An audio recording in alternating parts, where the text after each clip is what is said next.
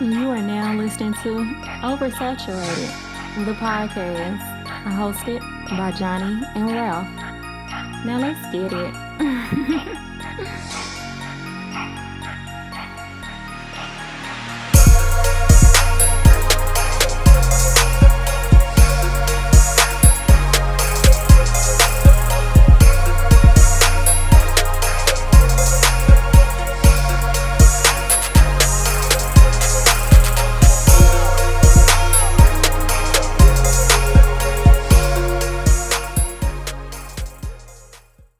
Welcome to another episode of Oversaturated, the podcast, where we discuss music, movies, pop culture, and everything in between. I'm Johnnie. And I'm Ralph. Welcome to episode number 240. 240, man. House of the Dragon season 2 is coming to an end tonight. The season finale is tonight. So I have to be Raymond Targaryen, King of the Andals, Uniter of the Realm, Team Black. I love it. And guess what? This week I'm Johnny Storm. Oh. Turn up. Oh. Turn up. Oh. We here, baby. Oh, yeah. We here, baby. New listeners, please follow us on all social media. Facebook, just search Oversaturated the podcast. Twitter is Oversat Podcast. Instagram is Oversat the podcast. And our email is oversatpodcast@gmail.com. And please be sure to check out our website, oversatthepod.com. Anything you need to know about OS is there. Yes, sir. If you want to follow us individually, I am the Mind of Ralph across your social media platforms. Yep. On Twitter, I'm JON, 2 underscores, the letter B. On Instagram, I'm JBS_ESL_AAMU. Also, special shout out to WDJYFM 99.1 in Atlanta. ATL, hope. Shout out to OS Gang down there, man, in the South, in the Southern states. Yes, yes. My guy. Yeah. We back. We back in studio. How you feeling, man? I'm feeling good, man. Had a week off last week. Shout out to episode 239 and DJ Dub Floyd. Yes. Hip Hop Marvels and the whole collective, whole gang over there. Yes. We dropped that episode right before, comic book kind of like, Secret Wars type of shit is going on right now. But we'll get to all that later. I'm so glad I put that disclaimer in that episode because Yeah. we recorded that before all of the big nerd news. So man, that was crazy. It's a lot to happen. So, but no, man, everything's good, man. I can't complain. That's what's up. What about you, bro? Listen, man. In the year of us accepting our uncleness, I realized. So I've been playing tennis a lot more, man. Yeah. I gotta change my style of play, bro. Like my style of play is to be able to zip back and forth across the court, do all this running, and you got to develop. You haven't. I'm out of there, bro. I was about to say you haven't had the chance to develop your old man game yet. Nope, and it's time. Because the old man game will preserve joints, will preserve your energy. Like, you know what I'm saying? You find those little, well, you've been doing it, bro. You've been doing it for a long time. You've been doing it over at least 15 years. Bro. Yeah. So you got to think about it like that. How have I stood the test of time?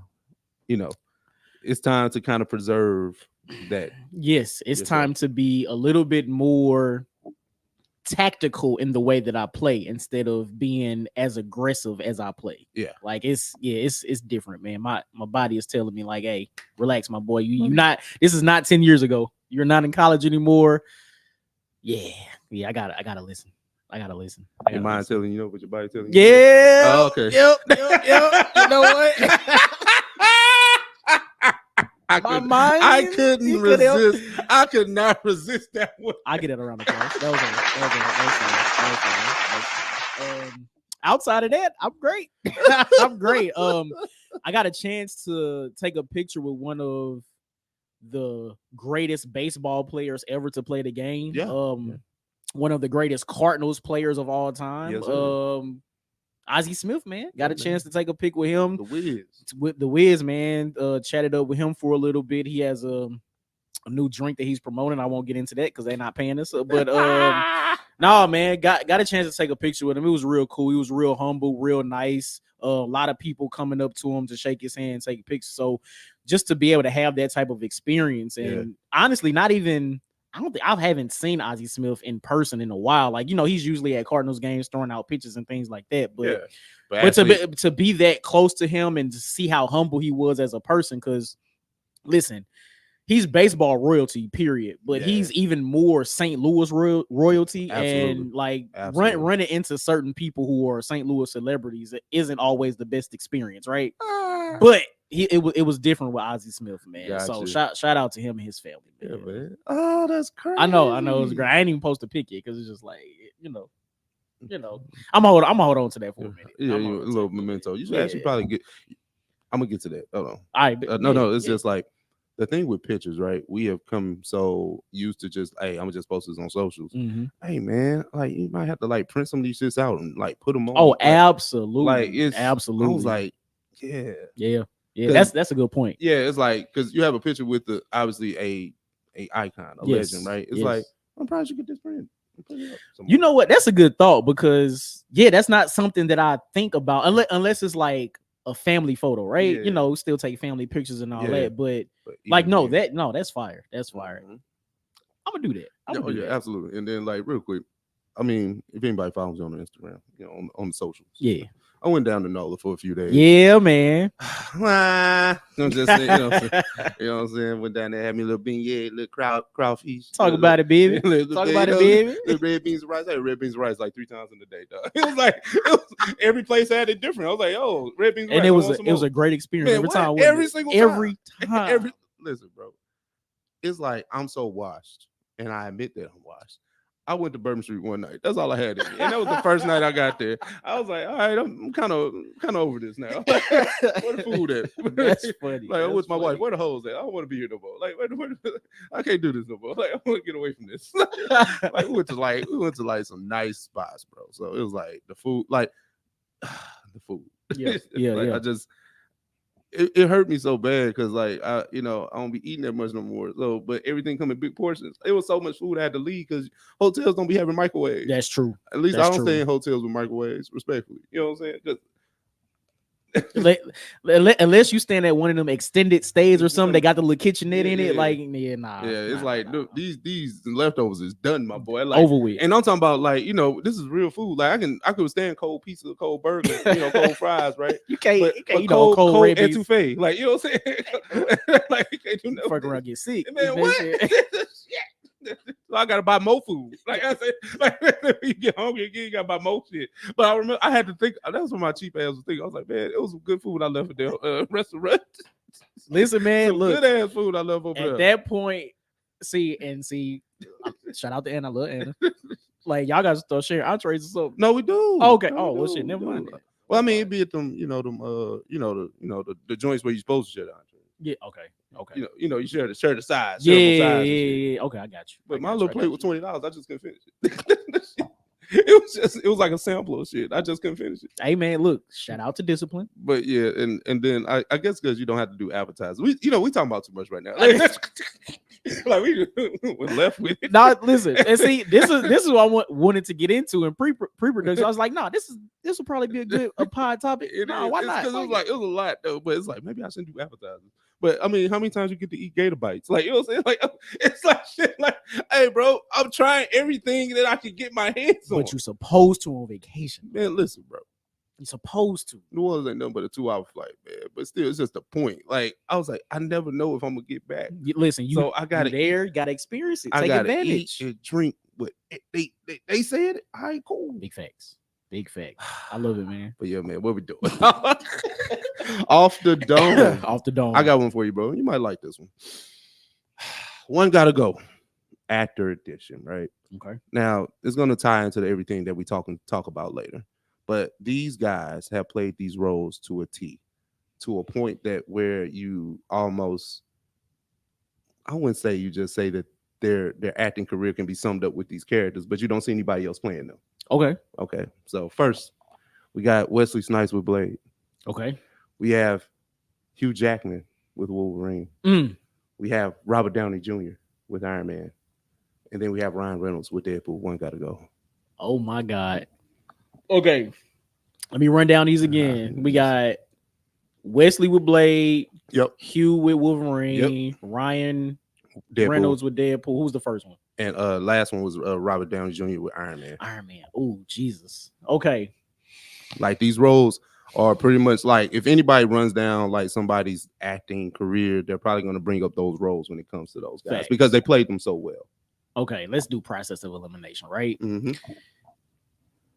Wesley Snipes, Blade, just super iconic. Mhm. Literally is literally is the reason why we even have the MCU today. So Mhm. cannot get rid of Wesley as Blade. And of course, him playing the character was phenomenal. So Yeah. Ryan Reynolds is Deadpool. Like Literally. like Ryan Reynolds, the person, is Deadpool. Like Literally. it's just so nah. So that leaves Hugh as Wolverine, and that leaves Robert Downey as Iron Man. Which is crazy because both of these individuals have played their characters for 20 Hugh definitely 20 plus years. Robert since 07. Jesus. Oh, it was Iron Man 07 or 08. It doesn't matter, but still, since the beginning of the MCU. Jesus. We watched him play it from 2008 to 2008 to yeah.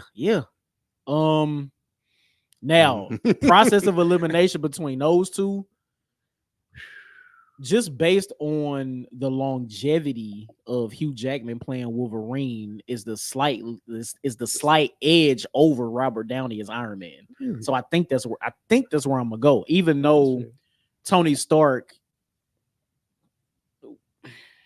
is the MCU, right? Yes. He is the MCU. I get it, but Hugh Jackman being able look, oh my god, my brain is overloaded. Like I'm shutting down. I'm short circuiting right now. Oh god. I'm going. You gotta get rid of Robert Downey. I'm keeping Hugh Jackman. Okay. Jesus. Short circuit. It went all the way around. Cause I'm trying to play it out real time in my brain and talk through it. Like, nah. Yeah. But that's tough. It's tough. It just honestly, the answer depends on just what your rationale is, right? Like I feel like Blade, I'm not can't do it. No, because Wesley, nobody else could play Blade. You know what I'm saying? Mm-hmm. In my mind. Mm-hmm. And I'm talking about back then. Like you got a nigga that can do karate, that has a drama. He has he has an athletic bone in his body. He can be funny and he can be like drama filled. Like come on, bro. Like that's over there. Yeah, there's only one type of nigga like that. I ain't never seen nobody else do it. Like never. Okay, but Hugh is Wolverine definitely stays. Then it gets between Robert Downey and Ryan Reynolds. I would just say Ryan Reynolds for the sake of he is essentially Deadpool, and I don't see anybody else doing it per se. But then again, Deadpool seems like such a one-off character that I'm not really that invested in. Okay. Yeah, storyline wise. I'm not mad at that. You know, they got Deadpool clearly has a trilogy, right? But you know what I'm saying? you could do without it. Yeah, because all these other characters have flaws, and Deadpool's character is essentially so silly, I could do without it anyway. Got you. All these other guys can be serious or have funny elements, but their stories are so much deeper. You know what I'm saying? So I can fuck with those three. Got you. Okay. I kind of figured you would go that route, but to make it interesting. But again, I'm not mad at it though. I'm not mad at it. Okay, so for my off the dome, coming on the heels of Deadpool and Wolverine, and we'll deep dive into that. Quick spoiler alert, but at the beginning, Deadpool uses the adamantium claws, right, in the fight with the TVA. Oh, okay. So that got me to thinking, like, what MCU weapon or what Marvel weapon would you want to use in real life or have in real life if you could actually wield it? If I could and we're sticking strictly to Marvel. We're not even thinking about DC in this.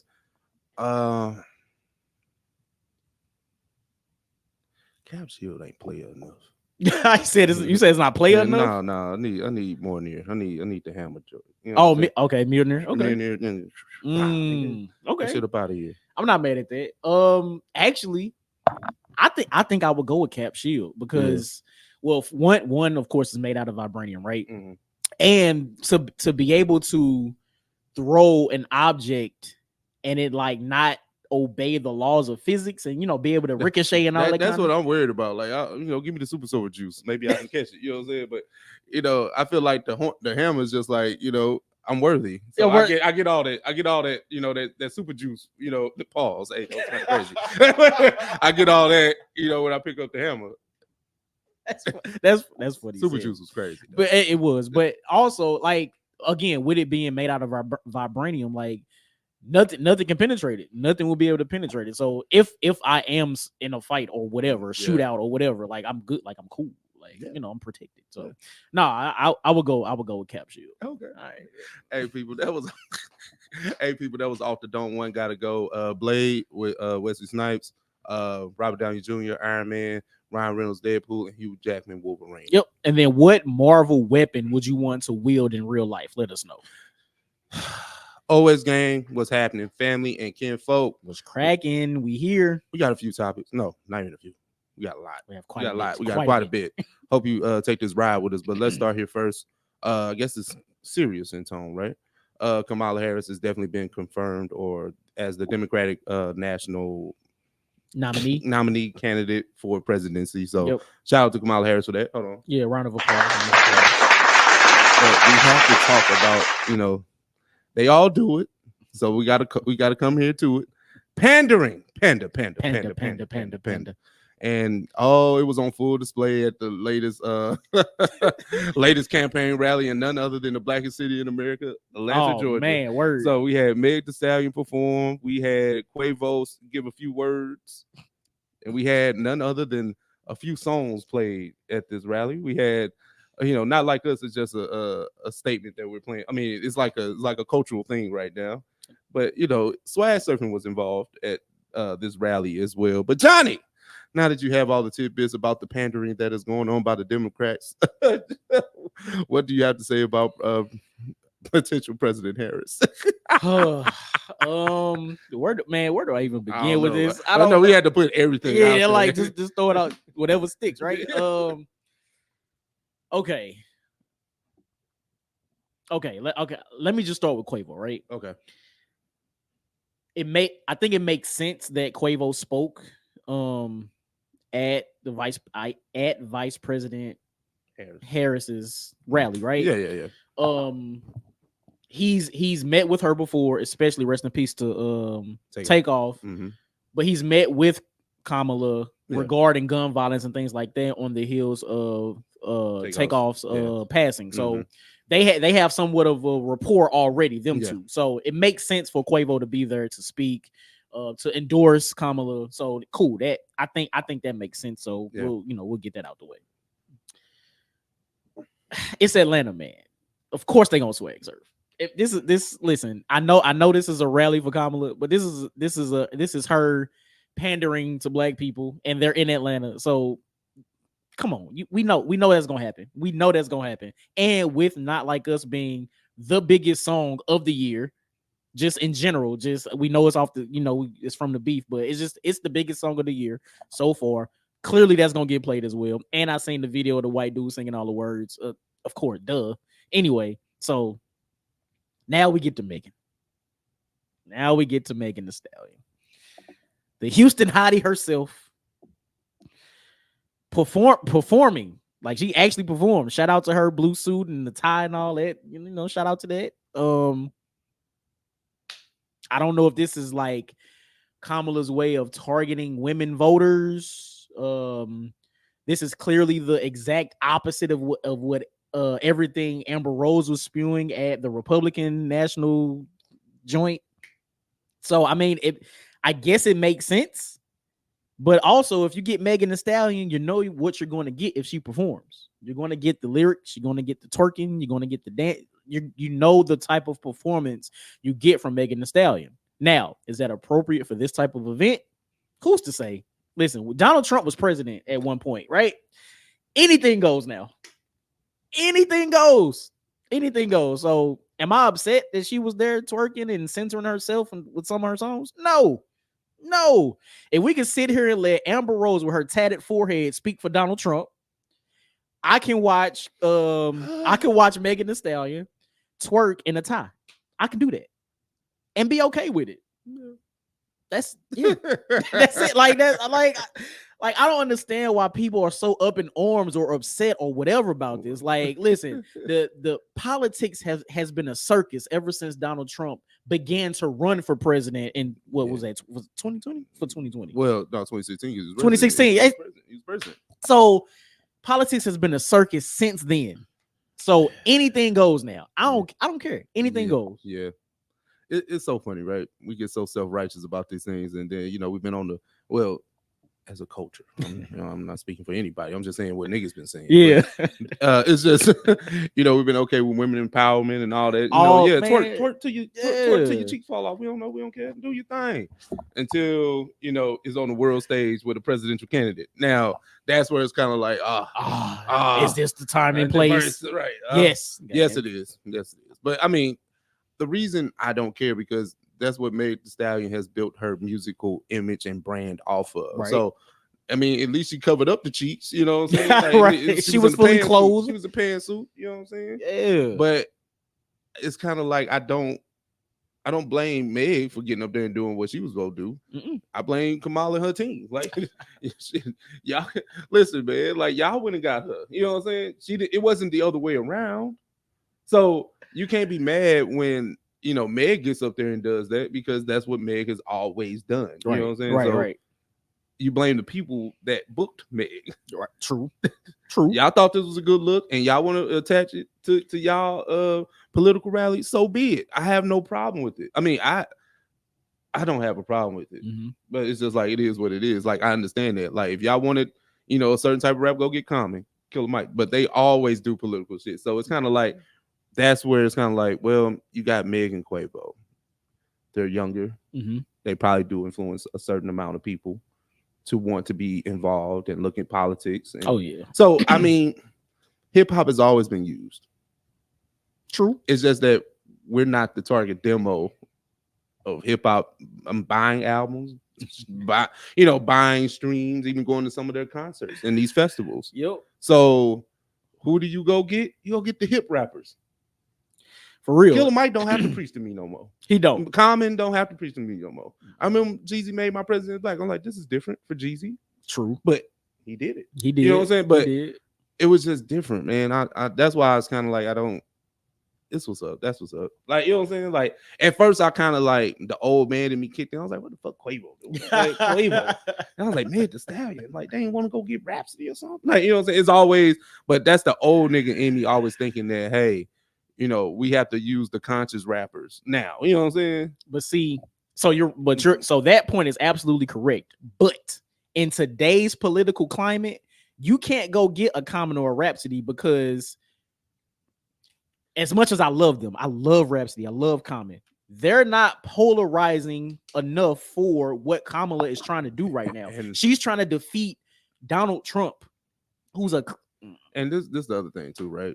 I think the fact that we know them to be conscious rappers, we give them the pass of just knowing what political, like knowing about politics too. Also that don't mean shit just because you wear Vans and I wear Jordans. That don't mean you different, my nigga. Like, you know what I'm saying? Like, you can still just be just as ignorant. Like, you know what I'm saying? No, like, that's facts. That's facts. But then also Kamala needs the entertainment factor. Yes. Had she not had Megan Thee Stallion, had she had a Common or a Rhapsody, y'all would have called that shit boring. Or it would have been on brand because Common is always there. I haven't seen Rhapsody. We always use Rhapsody as the kind of like the counter argument for a lot of the young ratchet girls, which is kind of unfortunate and unfair to Rhapsody. But there's only one of you, mama. I'm sorry. I know, right? Oh man, but yeah, shit happens. It's gonna be a lot more of this before November, so get used to it. I just want Swag Serpent to stop. I know. You've been saying that for a few years now. Yeah, when it reaches a political rally, oh no, we are good. It's here to stay, baby. We are done. It's here to stay, baby. Yeah. Okay. Well, let's try this out next, man. LL Cool J, man, one of the GOATs, man, was recently on episode of Club Shay Shay. Yes. I think that was the episode, right? Yep. And he gave his Def Jam Mount Rushmore, and we found that to be interesting. So we got to attack it here, OS style. So first, he definitely put himself, and understandably so, you have Public Enemy, Beastie Boys, and Slick Rick to round out the four people or four entities on Mount Rushmore. Johnny, what's your thought on that? it's so first of all, shout out to LL Cool J, right? The first thing I thought about when I watched the clip and I heard him name his Mount Rushmore. Yeah.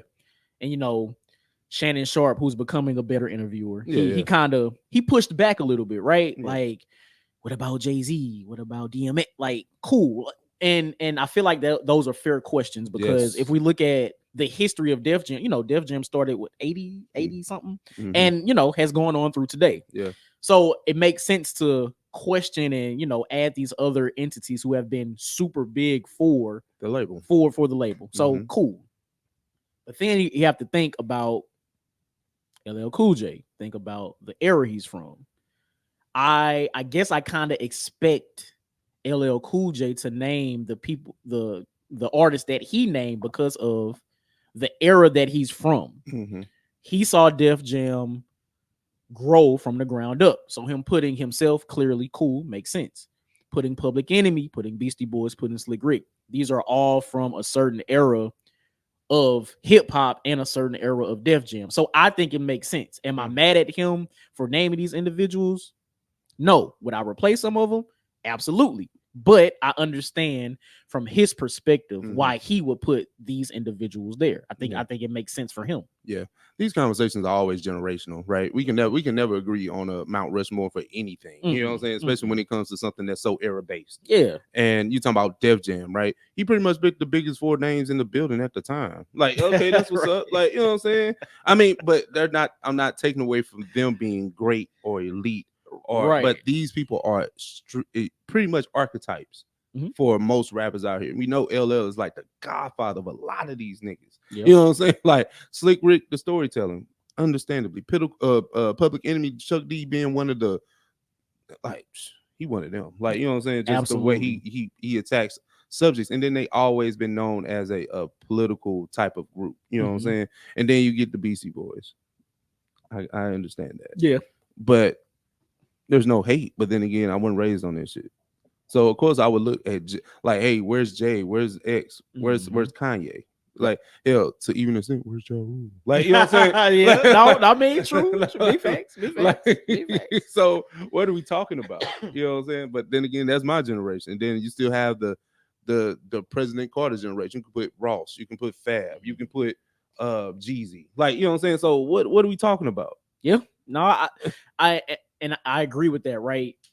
Do you think there will ever be a time where we can make and we'll stick to Def Jam here just because that was the conversation. Do you think we could make a true Def Jam Mount Rushmore but pick one individual from each era? Do you think we would be able to do that? No? Okay. Like, because it's like, even if it's 90s, right? Like, because I think LL would be clearly our choice for the 80s. And absolutely. Run DMC name, don't you? Right. Also true. But also true. All right. So if you go 90s, do you go J or do you go X? Okay, if you go 2000s, do you go Kanye? Do you go Jeezy? Do you go Ross? Do you really associate Kanye's success with being a Def Jam artist? I know he's on Def Jam maybe what, 1 album or 2? Good question, right? Good question. But so great question, but you also think about his production credits as well. Does that factor into the Mount Rushmore? So possibly. There's so many different sliders that we can add to the criteria for this. So that's why one would never work. Yeah. Damn. Because I mean, in hearing him say his Mount Rushmore, I'm thinking, okay, these are kind of all from the same era, so I would just lump them all under LL Cool J, right? Because he was the first, so I would lump all of them under him and then go, by eras. So yeah. I don't know. Interesting, right? I mean, is LL's Mount Rushmore wrong? No. That's what's up. But would we change it? Yeah. Yes, absolutely. And I don't have the bandwidth to really change that today because I know I'm forgetting somebody. Like, I named as many Def Jam artists as I can remember. Yeah. Method Man and Redman are on Def Jam too. I did know that. But I mean, I don't think they're Mount Rushmore worthy, but a nigga might fight you over Red and say Redman should be. True. I think based on who LL said just off the top, the only thing I would change is I would switch out Beastie Boys for Jay-Z. That's the only thing I would change with his. But if we sit down and think deeper, like, yeah, I think the only one I would keep would be LL Cool J, and I, you know, like, shake it up a little bit. Oh yeah, LL spot is so solidified. That's why nobody argued with him out here saying him. But I mean, you start looking at Jay, like Jay and X kind of need to be here together because they was keeping the lights on together. Like, you know what I'm saying? Absolutely. And then it's like Ja Rule. Like it's like I know we shit on Ja Rule in hindsight, but nah, Ja Rule's era is so great to hip hop, and it's crazy that a lot of people don't really want to acknowledge that, you know, revisionist history and all that because of the 50 Cent beat. But like, no, Ja Rule is cemented in hip hop with the run that he had. Absolutely. So he might be able to get on the Mount Rushmore. Mount Rushmore Def Jam. That's the only way he gonna get respect. That's the only way. And it's got to be era based too. Like it can't even be just. He can't get on the all time. He can't get on all time. Not the all time. It got to be specific. It's got to be specific to the 2000s. I mean, that's true. That's true. And if it's specific, shit, he might be one or two, like on that list, like for real. So yeah, man. Shout out to LL. But I don't know. Just hearing the clip, it was like I thought it was cool to actually hear him do it because he's starting to like do a lot more interviews now, which is great to hear because the elder statesmen in hip hop are starting to share their stories and things like that. So it's great to hear them talk and hear him give his Mount Rushmore. So it was dope. Absolutely. Well, we can't wait no longer, right? Here, baby. Blurred topic, blurred segments. We got a few things here. We're gonna tack on our Deadpool and Wolverine recap towards the end. Okay, because there's a lot of a lot of fluff we gotta get through. Right? Bet. Let's start with these little topics, the little shit, right? Joker 2. Full all a deuce. Is that full all a deuce? We gonna go with that. We gonna go with that. All right, cool. I don't speak for but Joker 2 trailer came out. I want to say right when after we recorded 229. Was it 239? 239. Yeah. So Johnny, does the Joker 2 trailer, now that it's out, is a full length trailer, does that heighten your anticipation level for said film? It does, and I'm mad about it. Okay. It does, and I'm mad about it because one thing that these superhero trailers do, or comic book movie trailers do, they know how to clip some shit up and make me feel. They know. They know. They know. Yeah. I've always known Lady Gaga is a great actress. I've seen her in shit. She can, of course, we know she can sing. Mm-hmm. She looks phenomenal in this movie. Well, in this trailer, she looks phenomenal. Next to Joaquin Phoenix, who we already know track record as the Joker is great, right? Yeah. So seeing them interact in the trailer, I'm like, oh my God, I'm mad that I'm liking this, right? And then the trailer's over, and then I remember this is a damn musical. So now I'm conflicted because I still want to hate, but the trailer looked fire. Oh, the trailer looks so fire. So yes, my anticipation is a little bit higher now. I'm not gonna lie, and I'm not happy about it. Yeah, no, I feel you. I know you was holding on to hope. They had me at the teaser trailer. They had me then. They had me back there. Man, I'm so mad. I'm like, this is looking really good. But the only thing is, I hope it's not La La Land in Gotham. That's the only thing. Facts. That's facts. That's the only thing I'm hoping. That's facts. And it seems like if the music is, what they're ramping and saying is going to be, I don't think it's going to be like Grease Lightning. I don't think it's going to be like, we got a whole bunch of musical numbers, flash mobs and shit. Like, you know what I'm saying? Yo, if I see a flash mob in this movie, I ain't going to say I'll walk out, but I'll think about it. I'll think about it. Hey, man, movies cost too much, man. I'm going to stay. I'm going to endear this, but it's flash mob trash. And I'm going to come here and talk about it, too. Man, I'm just saying, man, movies, man, hey, man, time out, man. Movie theaters be getting over, nigga. Like, you got the regular screen, you got the super large screen. I was like, hold on, it's differences? It's a difference between the super DLX and IMAX. Like, it's a difference. No, it's like, it's the regular screen, then the super DLX, then IMAX. I'm like, wait a minute. Then you got 3D? Like, hold on, now you're doing too much for your boy. I'm looking at time. So, sometimes I just want to go off the convenience of my time. Bro, did you know there's a 4D movie? I'm straight. It's kind of fire. Not gonna lie, it's kind of fire. I went and saw A Quiet Place in 4D. Okay. And what it is, so it's an interactive experience, right? So the seats move. There's like these things in the armrest that shoot out air and water, and then there's like big flashes of lights if there's thunder. What was up? Squirting water is crazy. Whoa there, brother. See, I didn't say squirting for that specific reason, but right. I was like, wait a minute, it just shoots water. It does. No. Now you do have the option to turn that off. That should never be on. I mean, look, no, it's an interactive experience. No. Okay, imagine watching like Twister or Titanic, and that's what I'm. I would like to. Yeah, listen. It was fire. It was a very good experience. Now, is that something I want to experience for every movie? No, but specific movies like Twister, like A Quiet Place, I was like, all right, this is cool. This is cool. That's great water shit. It's nasty. I don't trust nothing about that. Hey, you do have the option to turn the water squirting. Turn that off. That is crazy. But yeah, Joker 2. Joker 2 looks pretty good. We'll be here to talk about it. We're gonna be we definitely gonna talk about it because man, if that musical aspect make it trash, I'm gonna be so mad. Yeah. I'm gonna be so mad. Anyway. Next thing here. The real MCU Jesus is back. Robert Downey Jr. has been announced and casted as Dr. Doom in the MCU, coming off the heels of the Phil Kang experiment with Marvel. They had to pivot, and they had to pivot early. We talked about this on 239 with Dub. We were not anticipating necessarily the Dr. Doom announcement, but just the Russo brothers coming back. That's so right, you have that. You have that. So Doom Avengers 5 will be called Avengers Doomsday. Yep. And the Russo brothers will direct that and Secret War. So Johnny, we got the Russo brothers back and Robert Downey Jr. as Dr. Doom. What does that do for you? So I personally thought that Kang Dynasty was still going to happen and they were just going to recast Kang.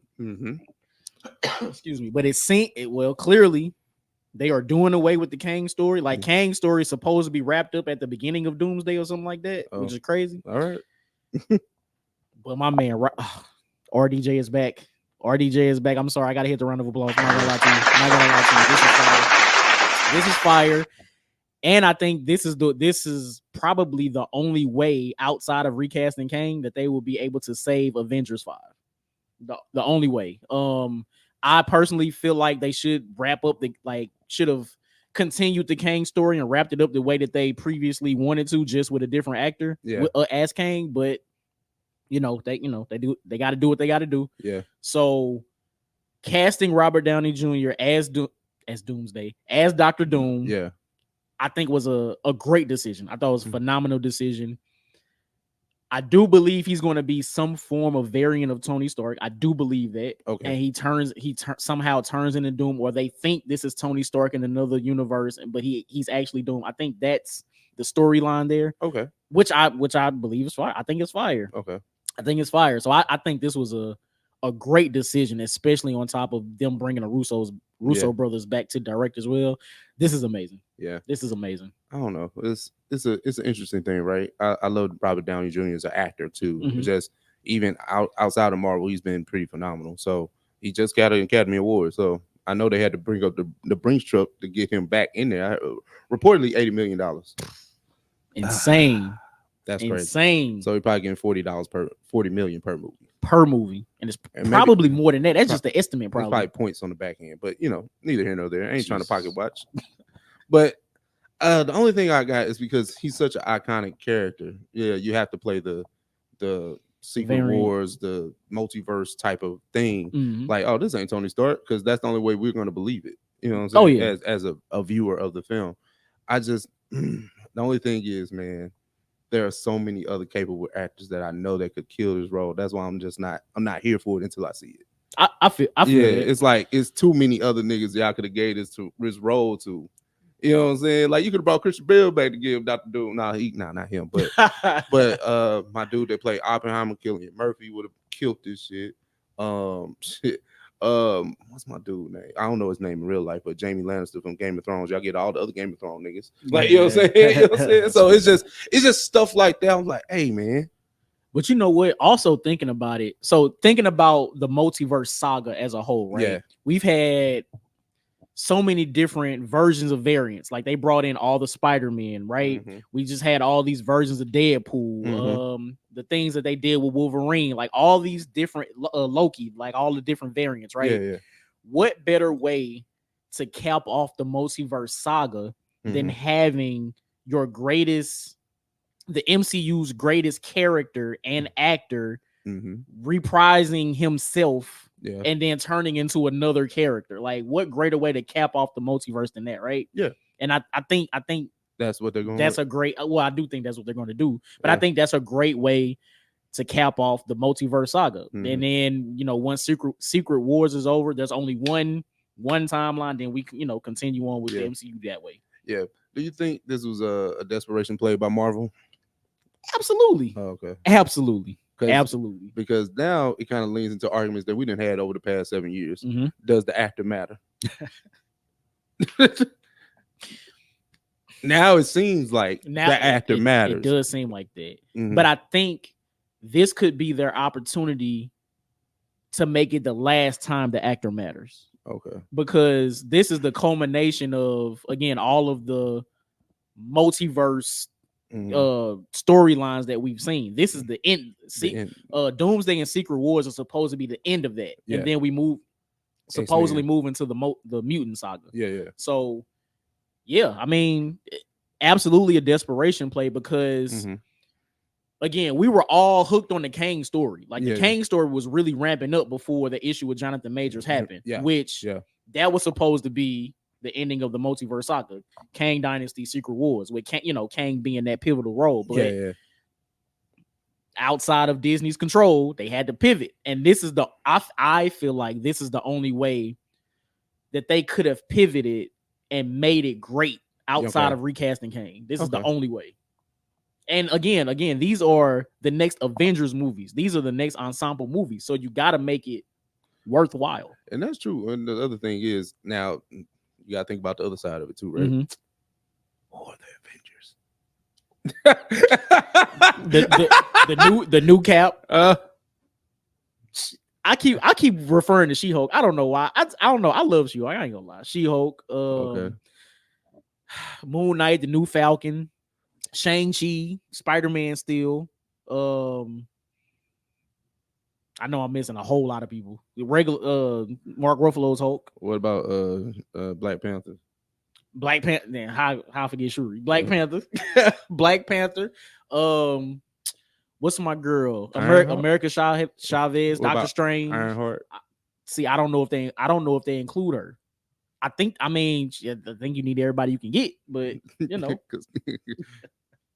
I mean, we still got Ant-Man. We still got a few of the OGs from Endgame. I'm just saying, MCUG is about to wipe them up, wipe them clean up. The real MCU.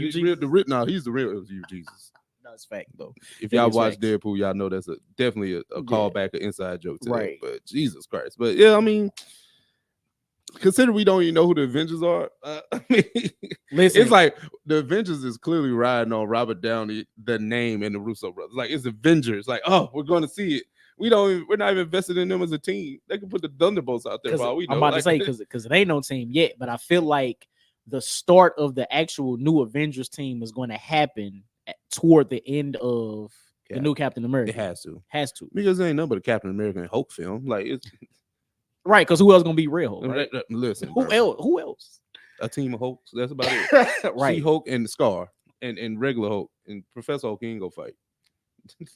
You don't think we gonna see Professor Hulk? Yeah, he ain't gonna take his glasses off. You'll see him there. Just I don't know. It's just in the background, like you guys got it. Yeah, it's just a whole bunch of Hulk villains. I was like, oh, so this is Hulk film, right? See how they treat the Black Panther? Every time. But hey, we're here now. Can't run from it anymore. We took a week off. You know, things happen. You know, vacation, traveling, and all that great stuff. But you know, we gotta give you the OS review of Deadpool and Wolverine. Came out on July 26th. Johnny, I actually seen it on Thursday, the 25th, before I got on the plane. That's right. I know. I remember. Johnny, this film came out. I think it did like 500 million first weekend, right? It was something crazy like that. Or was it 450? Did I get it? Was like 450 first weekend. That's but I think as of today, I think they're a little bit over 800 million. That's crazy. That's nuts. That's crazy. So Johnny, just your initial reaction before we go, kind of throughout the plot of the film before we spoil it. You know what's funny? Mhm. I know a movie is serious. I know a comic book movie is serious. Because Ralph usually sees these movies before me anyway. But after he see it, he don't text me. Oh, that's how I know it's some serious shit. Like he didn't even say it's only one after credit scene. I know. Like, I none of didn't. that. I didn't. But it also could have been because he was leaving for Yeah, I was vacation just- the next day. yeah, That's I all. really- I that's just probably what it I was. just be looking at this shit. That's all. But no. So I've only been able to see it once. I did want to see Deadpool and Wolverine a second time. Yeah. Just didn't have the time. But off my initial viewing, I really enjoyed the movie. I thought Yeah. the movie was really fun. Uh-huh. I loved all of the callbacks. I thought were great. Yeah. All of the jokes were great. Yeah. Overall, I really enjoyed the movie. Yeah. Really enjoyed the movie. Yeah, definitely an enjoyable film. I thought it was pretty good, pretty standard for what you get from a Deadpool film. Yeah. So kind of having that as how I felt when I left was pretty good.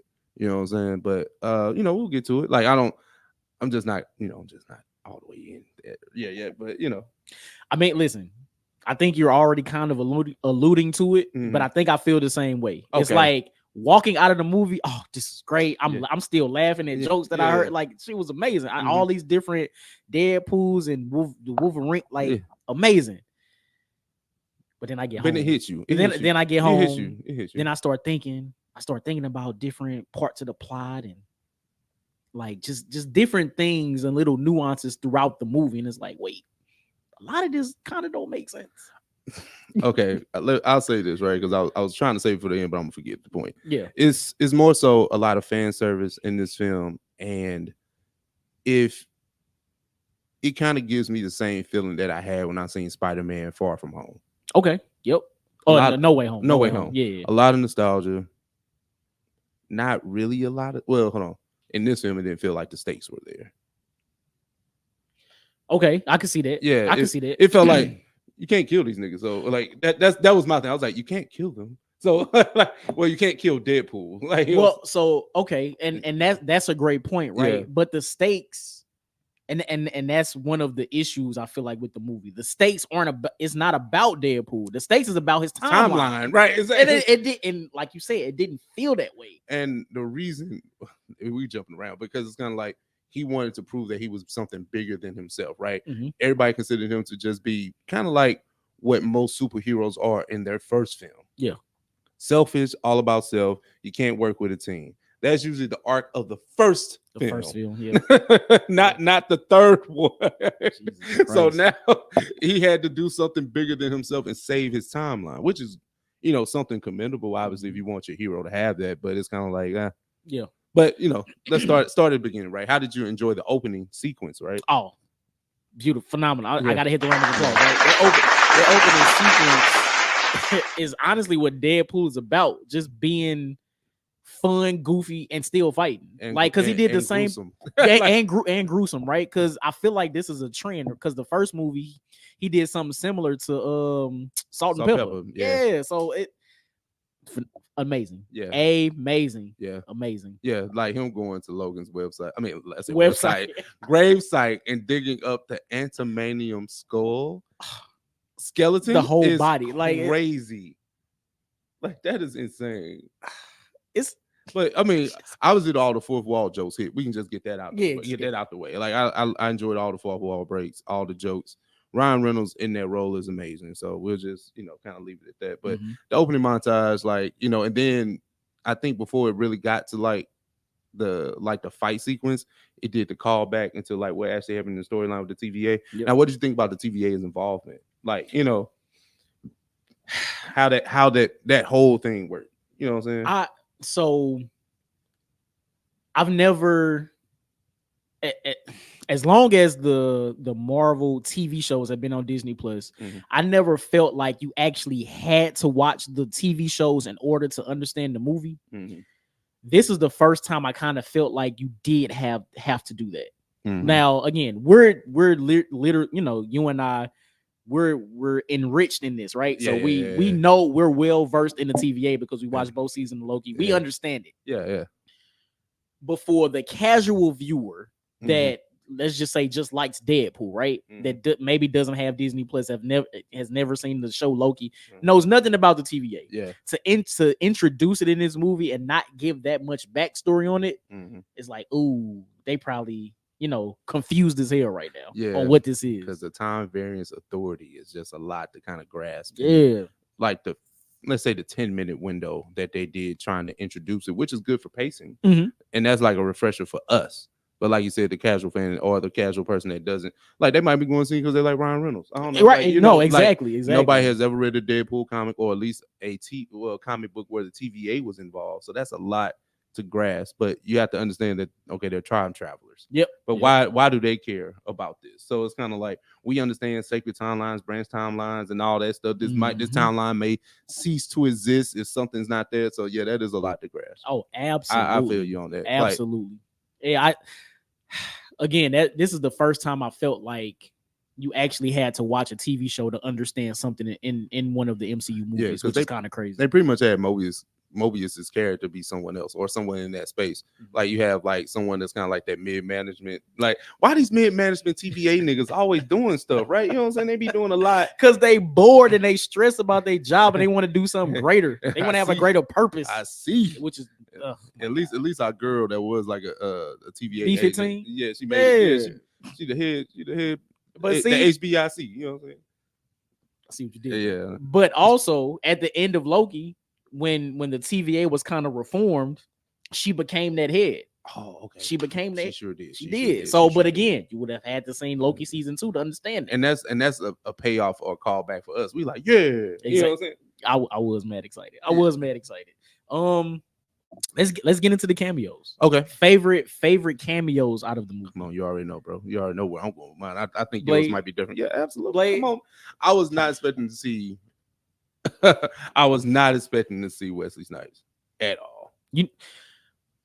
Because of, him and Ryan Reynolds had beef, right? Quote unquote beef. They said they squashed it, or when it was just a misunderstanding. But nah, y'all niggas never talked nice about each other for 20 years. 20 years. No, I call cap. No, it was just a way to kind of fuck with Marvel. So I think Ryan Reynolds is like clearly with the shits when it comes to that. So absolutely. But seeing Blade, and him, saying, it's only one Blade. Like I like that. I was robbed of the excitement of seeing Blade for the first time. So like you saw it Thursday. Yeah. The movie officially released Friday, but then also that Friday was the Hall H presentation at San Diego Comic-Con. Okay, so you watched that? In an attempt to stay off of social media, I think I'm addicted because I keep scrolling. Yeah, of course. I saw a clip of Ryan Reynolds introducing the actors and the cameos that were in the movie. Okay. So I saw him introduce Wesley Snipes as Blade for the movie, and I was robbed of that. I was robbed of that surprise. So even though I knew he was coming, it was still great to see him on screen. Okay, cool. But if you don't mind, let me take this time. I need to issue an apology. Yeah, I need to issue an apology. Channing Tatum, come to the forefront. First of all, let me just give my sincerest, deepest apology to you, sir. For a few years now, there were rumors that you wanted to play Gambit in the Fox Marvel universe. My name is Johnny. I sat here and I completely shitted on that thought for several years. I think the rumors, they recirculated maybe 2 or 3 times from, I want to say 2018 to now. And again, I do want to say that this is an apology. I didn't think that you had the acting chops to pull this character off. I am a fan of Gambit, and I didn't think you were worthy enough to play that role. In watching Deadpool and Wolverine, when you revealed yourself to be Gambit in this movie, first of all, in the costume was amazing. Costume was dope as hell. The accent, pretty accurate too. Man, super accurate, pretty right? Accurate. The accent, we can talk about it. I understand your role wasn't that big in this movie, and had you had your own feature-length film, that you would have had more New Orleans accent training. I think you would have had that. New Orleans accent training. Yeah, no, real shit. That should be the name of this episode. Write it down so we don't forget. So with the minimal amount of time that you had to probably prepare your voice for this role, I think you still did a great job with the accent for this particular role. Again, it could have been better, but that's feature length film stuff. So your fight sequences were amazing. Your dialogue between all characters was amazing. And again, I just want to offer my sincerest apology to you, sir, because I didn't think you can do this. And you proved me wrong. So this is my apology to you. This is to Channing Tatum. My bad. My bad, bro. Yeah, I just had to get that out. Was it because he played Magic Mike? Probably. Okay. And whatever the fake cop was in 21 Jump Street. Okay. Both of them. Okay. It was a sequel. Yeah. But no, I didn't think he could do it. I didn't. But the movie was announced. It wasn't just like, yeah, he wanted to play. He was like, he took a picture. Like it was like a Fox Marvel thing. It was like Fantastic Four. It was like he had on a Gambit shirt. He was like, you know how they did the Black Panther promo? I remember. He was in the picture. I still didn't think he could do it then. I didn't. Okay. I didn't. And no, he killed it. He killed the role as Gambit. I'm not gonna lie to you. Gotcha. Yeah. And Jennifer Garden wasn't doing that, so that's why she came back. Jennifer Garden wasn't doing shit. They're like real quick, because I don't think people really cared that Elektra was there. Mm-hmm. Would you have replaced Elektra's character with another Fox Marvel character? Honestly, you probably needed a woman there for balance. So I don't know who else could have went there, because unless you went another X-Men character, and that would have been heavy on the X-Men already outside of the MCU. You know what I'm saying? Because you already got Gambit, which is a great one there. You know what I'm saying? Because who we've never had in live action. Yeah, and we never got that. You know what I'm saying? So Elektra probably was the one that made sense. And then I like to dig at Ben Affleck too. Like that was hilarious.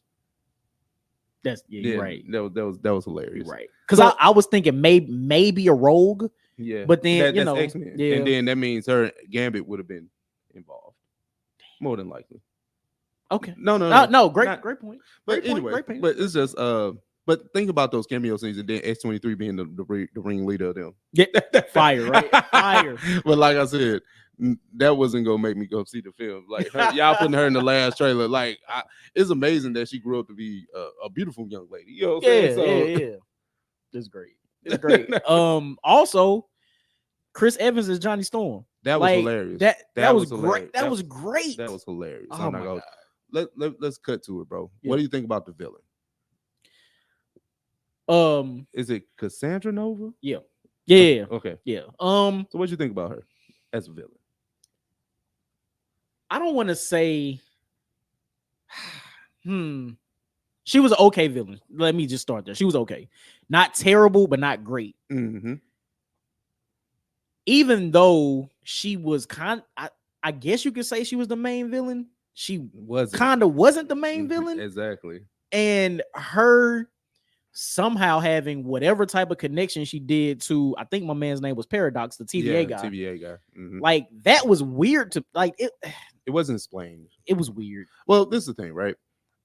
When you have a powerful villain underneath the thumb of somebody that's just pretty much playing chess, that kind of bothers you. It's kind of like the Bane thing. You're saying like you had.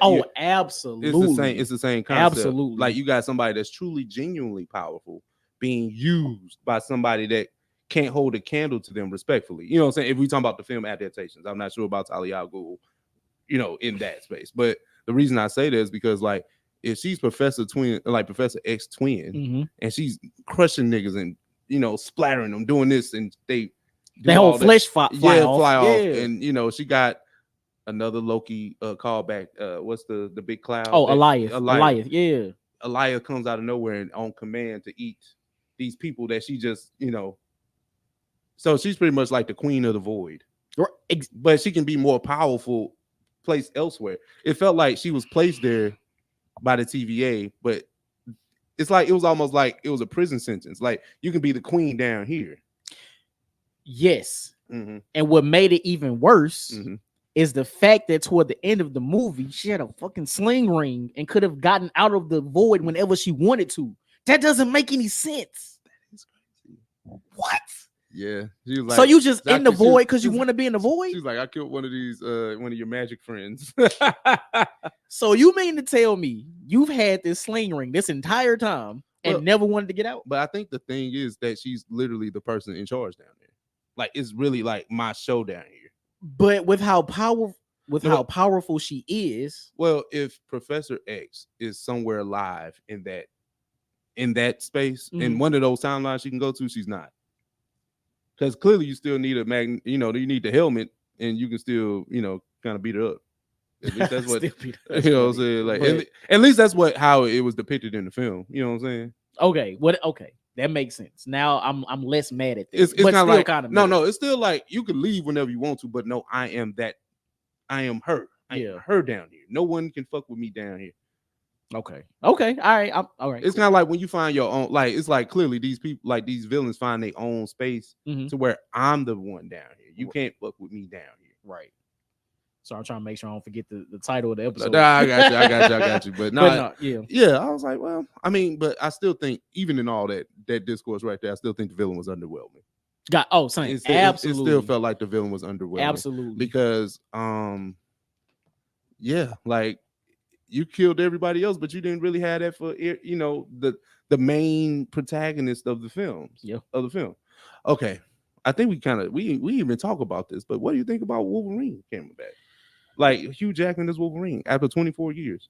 So okay. First of all, shout out to Hugh Jackman, right? Yeah. Because being able to play one character for all of these years, I think is phenomenal. Yeah. With that being said, Mm-hmm. this version of Wolverine in this movie, I think it's probably the most comic book accurate version of Wolverine that we've seen in live action. And what I mean by that is the whole like the savage beast part of who Wolverine is as a character. Yeah.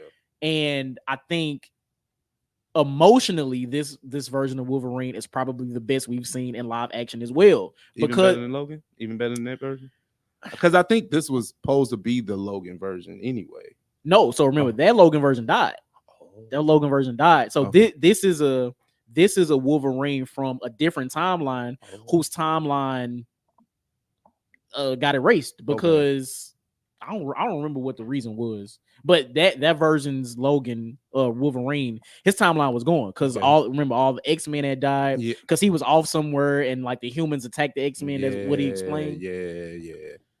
But I really love this version of Wolverine. I thought it was great. I love the banter and the back and forth between him and Deadpool. Yeah.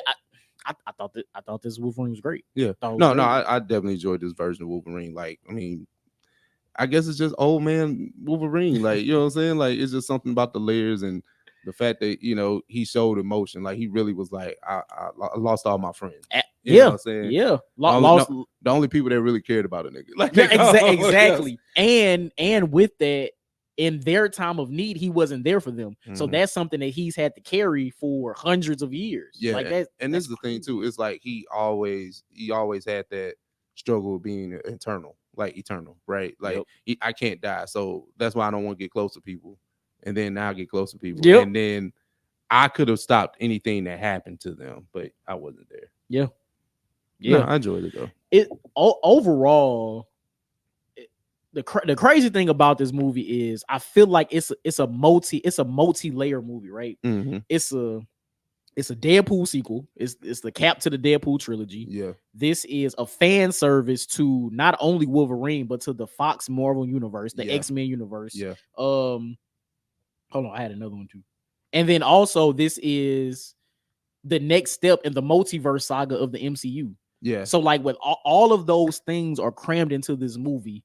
And I think it's a double-edged sword. I think it's a good thing, but I also think it kind of took away from what the movie could have been overall story-wise. Yeah. It's just so much going on. It's kind of like this, right? Ever since they introduced the multiversal saga into the ethos of comic book movies, a lot of people's movies had to suffer because I made that point when we was talking about Doctor Strange. Yeah. It got sacrificed for something else. Now I'm not sure what an actual Deadpool story looks like. Well, we watched 2 of them. Yeah, exactly. But time travel was already a part of that unit of the second one. Yeah. So it's kind of like, well, we're doing it again, and Deadpool gets to get his issue off about Marvel, which is cool because he's now in the universe. Exactly. So that's great. But yeah, like you said, it can be trying to attack too many subjects at one time can be a task. Now the question is, do you think it was accomplished? Actually, so actually, yes. Okay. As much of a, in hindsight, as much of a mess as the movie was, Yeah. a fun mess. Yeah. I think it does because let's just look at it from the Deadpool sense, right? Mm-hmm. For Deadpool himself, all he wanted to do was make his girlfriend happy, right? Yeah. He wanted to show her that he was worth it. Yeah. And that's essentially what Deadpool and Wolverine is about. It's because he wanted to save Vanessa from the timeline being erased, but then also let her know that he's making strides to be a better person. That's the core of that movie. Yeah. Which is crazy with everything else that went on. But you know what's so crazy? That's always been Deadpool's motivation. That's right? What I'm saying. Yeah. This is okay. it. That's okay. exactly what I'm saying. Okay. So that's from the Deadpool aspect. Okay.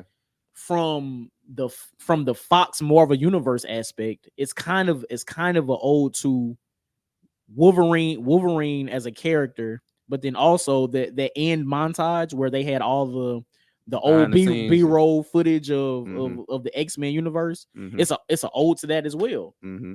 And then all like with the whole multiverse thing, it's something that we've been exploring for at least the last 4 or 5 years. The whole movie is centered around multiversal travel. Yeah. Different timelines and things like that. So did it accomplish it? Yes, but it's still a big mess. Yeah. Still a big mess. Yeah. So I don't know, man. I don't know. But no, man. So I don't know.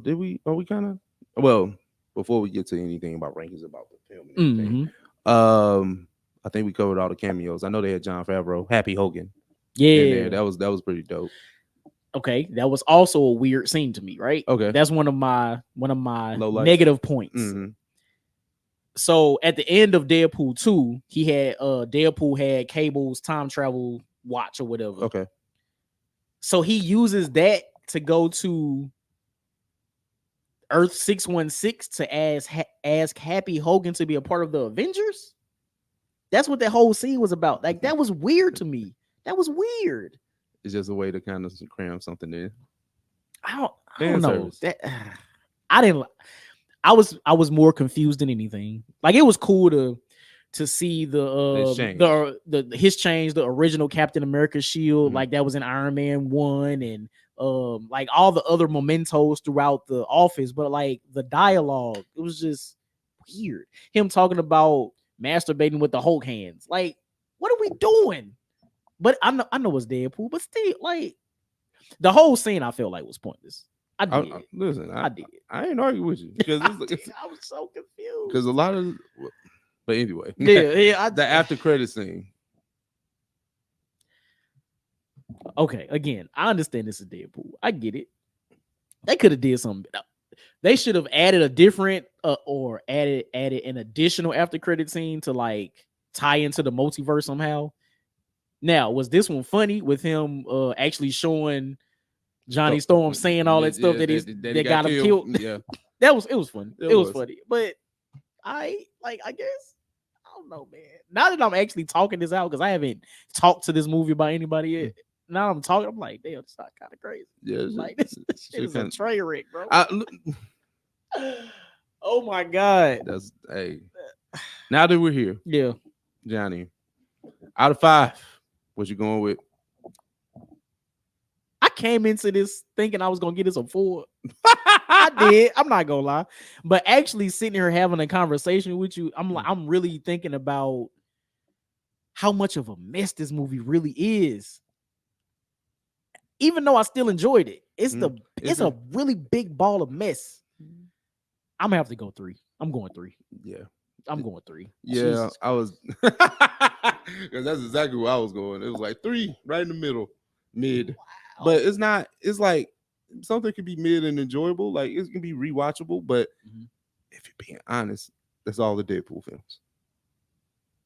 And see, so I mean.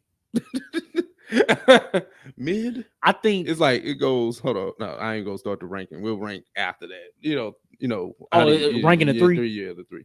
All right, I know my ranking because I thought about that too. Yeah, damn, it's so interesting. Like being able to actually talk about this out loud, because I kind of been holding this in, right? But actually hearing myself say my thoughts out loud versus me just, watching recaps and thinking about the movie, it's just it's a lot different. It's a lot different. It's just okay. Like I walked out of there not feeling underwhelmed, but I didn't feel like it was trash either. I just thought that it was okay. But that's how I felt about, honestly, when I think about them in hindsight, all the Deadpool films. Which is crazy because I was going into this movie thinking it was going to be the jolt of rejuvenation that the MCU needed. And somehow, as much of a mess as this movie is, I still kind of feel that way, which is crazy. Well, the box office numbers say one thing, but that's just because there's nothing else. You know what I'm saying? That, and listen, if we being honest, the marketing campaign for this movie was phenomenal. Yeah. Like, this is the best thing since Barbie and Oppenheimer last year. Like, because their marketing campaign was crazy too. Yeah. So, hey, marketing works apparently. Oh yeah. So clearly, listen, man, big ball of mess. But still, the jolt I feel like they needed, because the next movie is not a multiverse movie, which I think is a really smart move. Oh, it's a really smart move. So I don't know, man. Genius. So okay, before we kind of close out, rank your 3 Deadpool. Rank the Deadpool trilogies films. Deadpool 1, Deadpool 3, Deadpool 2. Same. Yep. I don't think it was really that hard either. Nope, it was not. It was not. It was not. It's really not that hard. But no, it's kind of like I told you how I looked at Spider-Man No Way Home. No Way Home. Yep. A lot of fan service. It's cool. Mm-hmm. And I don't think I've rewatched that Spider-Man since. I haven't. As I didn't need to. It's even though Green Goblin was phenomenal in that movie. But like, I think it's because we've seen Green Goblin before. Yeah. Like, you know what I'm saying? Like, obviously it was the multiverse of all his villains and the villains that we've seen in live action. But it's just like, I think because we've seen William Dafoe body the role already, it's kind of like, it's cool. It's cool that you back my boy. Like, you know what I'm saying? It's cool. And playing the same. Now, if he were to play a different version of the Green Goblin, maybe we have a different conversation. Yeah. Because that's the difference with this Wolverine in this movie. This is a different version of that character. So, yeah man. Shout out to MCU. Yes, I guess, man. But clearly, we have reached the end of our docket. Johnny, what you got for him, bro? Man, it feels good to be back. I ain't gonna lie. Yes, sir. If you're on YouTube, we appreciate you for rocking with us this long. Listen, hit the comment section and let us know what you guys think about any of the topics, but definitely specifically Deadpool and Wolverine. We want to have a discourse with y'all, because are y'all feeling the same way we felt? Did y'all really love it? Did y'all really hate it? Let us know. Hit that like button, hit that subscribe button, hit that notification bell, and we'll catch y'all next week.